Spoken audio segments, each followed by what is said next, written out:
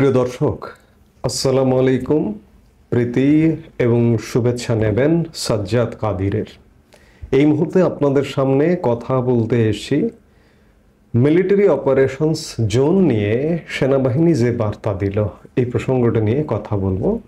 ভারতের একটি গণমাধ্যম নর্থ ইস্ট নিউজ একটি সংবাদ দিয়েছে যে বাংলাদেশের কক্সবাজার থেকে বান্দরবন পর্যন্ত মিলিটারি অপারেশনস জোন ঘোষণা করতে যাচ্ছে বাংলাদেশের সেনাবাহিনী।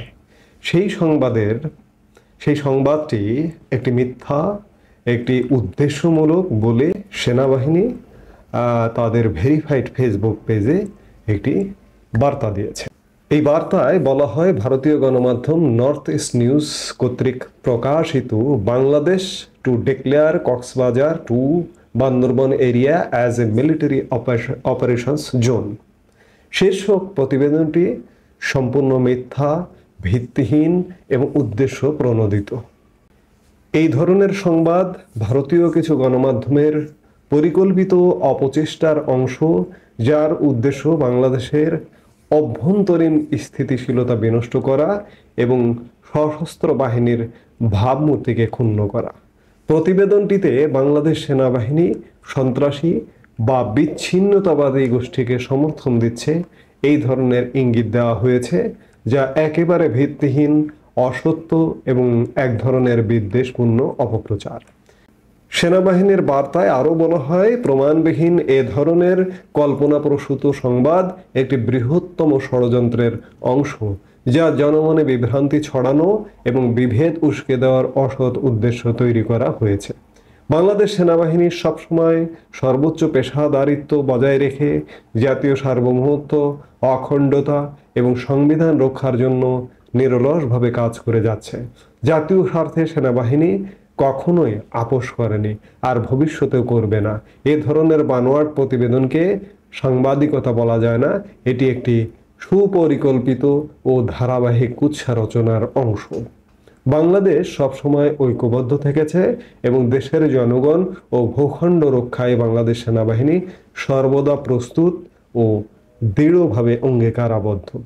নর্থ ইস্ট নিউজের রিপোর্টে আরও যেসব কথা বলা হয়েছে যে সেনাপ্রধান, সশস্ত্র বাহিনী, 3 বাহিনী প্রধান, সেনাপ্রধান জেনারেল ওয়াকারুজ্জামান এবং নৌবাহিনী প্রধান, বিমান বাহিনী প্রধান এইদিকে একদিকে মিলিটারি অপারেশনস জোন ঘোষণা করা হচ্ছে, আরেকদিকে আজকে আমি 2 জুন 3 বাহিনী প্রধান পবিত্র হজ ব্রত পালন করতে যাচ্ছেন। এবং শুধু তাই নয়, সেনাবাহিনীর লেফটেন্যান্ট জেনারেল পদমর্যাদা থেকে মেজর জেনারেল পদমর্যাদার আরও 6 কর্মকর্তা তাদের সাথে সঙ্গী হচ্ছে। অর্থাৎ 3 বাহিনী প্রধান এবং 6 কর্মকর্তা, মোট সেনাবাহিনীর সশস্ত্র বাহিনীর ঊর্ধ্বতন 9 কর্মকর্তা আগামী প্রায় 7 থেকে 10 দিন হজ পালন করবার জন্য দেশে থাকছেন না। হজ পালন, ধর্মীয় অনুশাসন পালন, নিঃসন্দেহে যার যার ধর্ম পালন করবে, ধর্ম পালন করতে যাবে। আমি চাকরি করি বলে আমি ধর্ম পালন করতে পারবো না তা নয়, কিন্তু এই মুহূর্তে এই রিপোর্টটিতে এমন আশঙ্কাও করা হয়েছে বাংলাদেশ এক প্রকার এই সময় সেনা কর্মকর্তারা, ঊর্ধ্বতন সেনা কর্মকর্তারা অনুপস্থিত থাকবেন। এই অনুপস্থিতি অবস্থায় বাংলাদেশে কি ঘটতে যাচ্ছে বা কি ঘটতে পারে, কারণটা হচ্ছে মিলিটারি অপারেশনস জোন ঘোষণা, এদিকে ঊর্ধ্বতন সেনা কর্মকর্তারা অনুপস্থিত।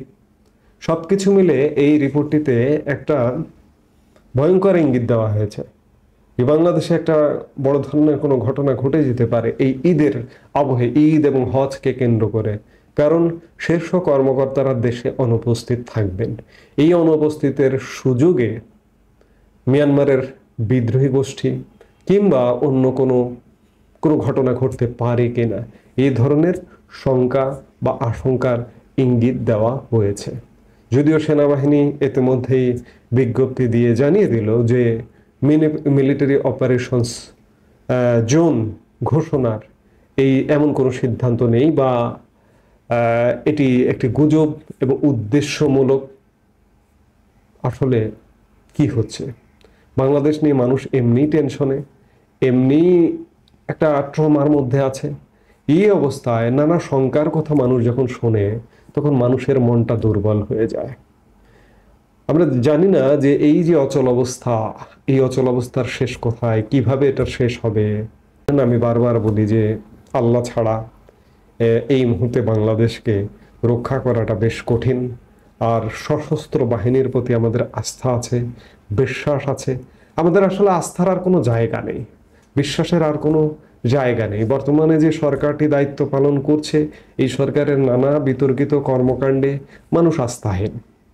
শুরুতে অনেক মানুষ হয়তো ভেবেছিল যে একটা কিছু হবে, একটা পরিবর্তন হবে, একটা পরিবর্তনের বাংলাদেশের দিকে আমরা এগিয়ে যাব, কিন্তু সেটি হচ্ছে না।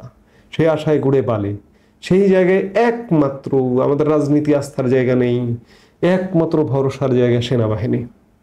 সেনাবাহিনী কি করবে বাংলাদেশ নিয়ে, বাংলাদেশ সুরক্ষায়?